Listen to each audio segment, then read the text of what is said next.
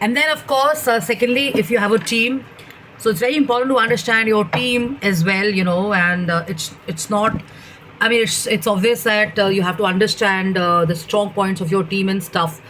So let's say if I'm in design and architecture, if I'm in creative work, if I'm into ideation, conceptualization, and stuff like that, it's also very important for me to understand that what is it that each of my team member also has as a strong point. So you don't expect one person to have all the strengths and stuff. So there are a lot of people who have other interesting contributions to do, and if you didn't need a team, you'll be doing everything on your own.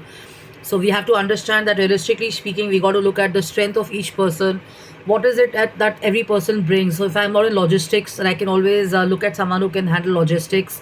If finance is not my great cup of tea, I can always learn about it to not be dependent on someone, but I can also actually outsource it and take somebody else's you know professional insights and stuff. If you have if you have, let's say, an assistant who works for you, what is it that enthuses fun and joy, or what is it that keeps him or her going? Because at the end of the day, it's also relationships. And how do long term relationships and organizations for so many years happen? They happen because people have faith and belief in each other and stuff. So it's very important to also kind of have your faith in the strong points of people. It's also very important to see that what is it that keeps your team members going, what is it that they are happy doing.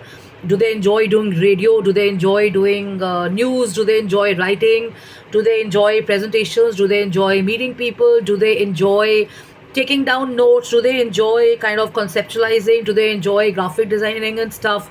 So once you've nailed it and you've understood what each person is all about, and if you're a role model, if you're a founder or a CEO and you know yourself well, you have to improve yourself as well, and you have to help the team improve. So nobody is like a kick-ass rock star here with perfection and stuff. So the critical analysis and bringing people down is not a very great ideology or an outlook to have. People are already messed up.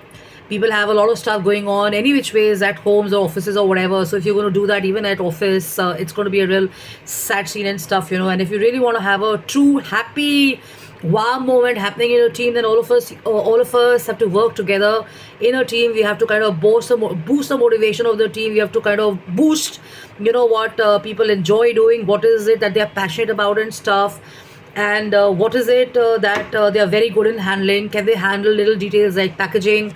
Can they handle little details like branding? Can they handle little details like talking on the phone? Can they handle designing on the computer for you and stuff? Can they handle recording you or giving you some ideas on scripting and stuff? So every person brings this whole concept and this whole feel of togetherness in a team, and that's how people work when they have newness and they have joy and stuff like that.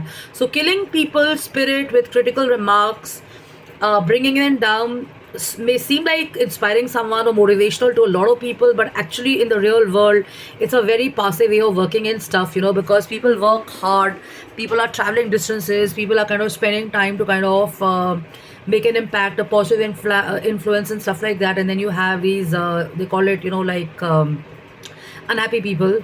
They will critically kind of point out fingers and stuff because that's the personalities they have. And I'm not saying critical feedback is not good.